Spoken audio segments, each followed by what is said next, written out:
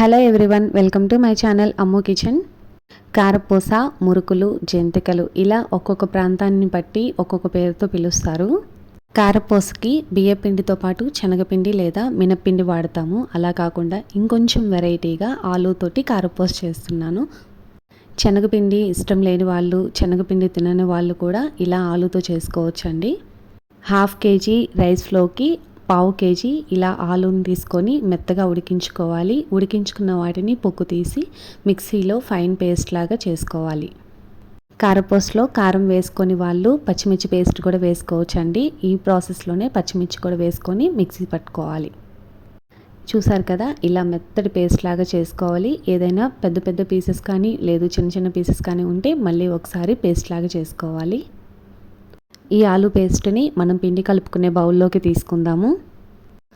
మొత్తం పేస్ట్ అంతా వేసిన తర్వాత రైస్ ఫ్లోర్ కూడా యాడ్ చేసుకోవాలి.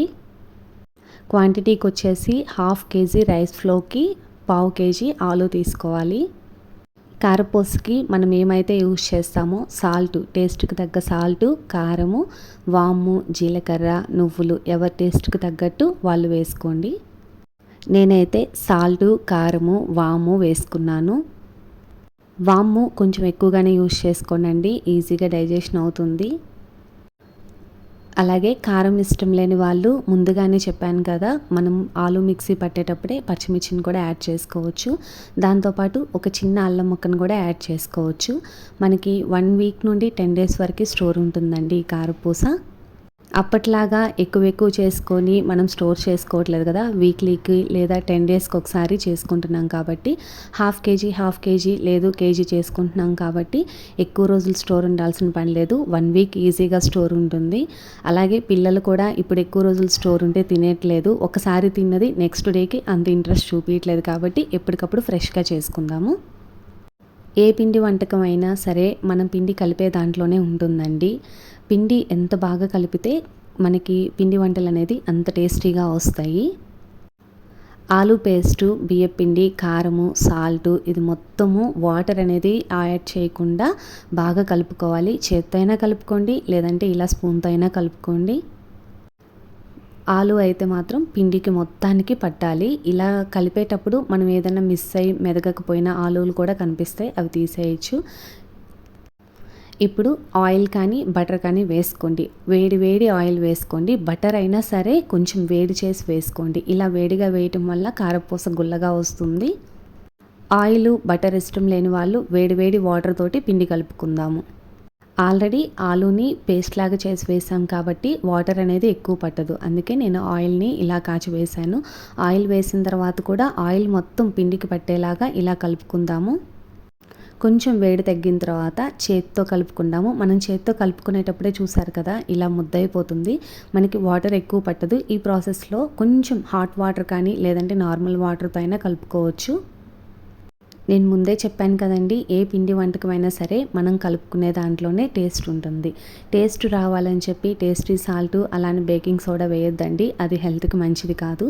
మనము కొంచెం హెల్తీగా చేసుకోవాలి ఇంట్లో ఏ చేసుకున్నా సరే. ఇప్పుడు కొంచెం వాటర్ యాడ్ చేసుకుంటూ పిండి మొత్తాన్ని కలుపుకుంటున్నాను. నేను ఈ వీడియోలో కారపూస ఎలా చేశాను, ఎలా వేశాను అనేది మాత్రం చూపించట్లేదు. పిండి కలుపుకునే ప్రాసెస్ మాత్రమే చూపిస్తున్నాను.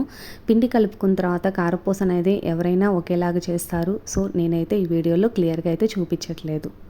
పిండి మొత్తం నీట్గా కలుపుకున్న తర్వాత ఒక 1/2 అవర్ అనేది లీవ్ చేసేసేయండి. ఇలా చేయటం వల్ల కారపూస గుల్లగా వస్తుంది.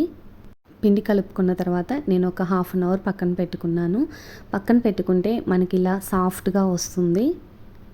ఇప్పుడు పిండిని కారపూస గిద్దల్లో పెట్టుకుందాం. కారపూస గిద్దలు ఏవైనా తీసుకోవచ్చండి, సన్నవి లేదంటే నార్మల్ మీడియం ఏవైనా తీసుకోవచ్చు. అలాగే రిబ్బన్ పకోడీకి యూజ్ చేస్తాం కదండి, బద్దలాగుంటే అవైనా చేసుకోవచ్చు. కారపూస లేదా జంతికలు ఎలా పిలిచినా సరే ఈ స్నాక్ ఐటము చాలా టేస్టీగా ఉంటుందండి. అందరికీ ఎంతో ఇష్టమైన కారపూస. దీన్ని కొంచెం డిఫరెంట్గా ఆలూతో ప్రిపేర్ చేశాను. కొంతమంది ఈ మధ్య శనగపిండి తినట్లేదండి, గ్యాస్ ప్రాబ్లం వస్తుందని. సో అందుకని ఇలా ఆలూతో ప్రిపేర్ చేశాను. రొటీన్గా కాకుండా పిల్లలకి కొంచెం హెల్తీగా అలాగే కొంచెం స్పెషల్గా చేసి పెట్టాలి అనుకుంటున్నారా? అయితే మన ఛానల్ అమ్ము కిచెన్ని సబ్స్క్రైబ్ చేసుకోండి. ఇలాంటి వెరైటీ రెసిపీస్ మీతో షేర్ చేసుకుంటూ ఉంటాను. ఈ రెసిపీ ఒకసారి తప్పకుండా ట్రై చేసి టేస్ట్ ఎలా ఉంది అనేది తప్పకుండా కామెంట్ బాక్స్లో షేర్ చేయండి. ఇలాంటి మరిన్ని వీడియోస్ కోసం మన ఛానల్ అమ్ము కిచెన్ని సబ్స్క్రైబ్ చేయండి. Thank you for watching.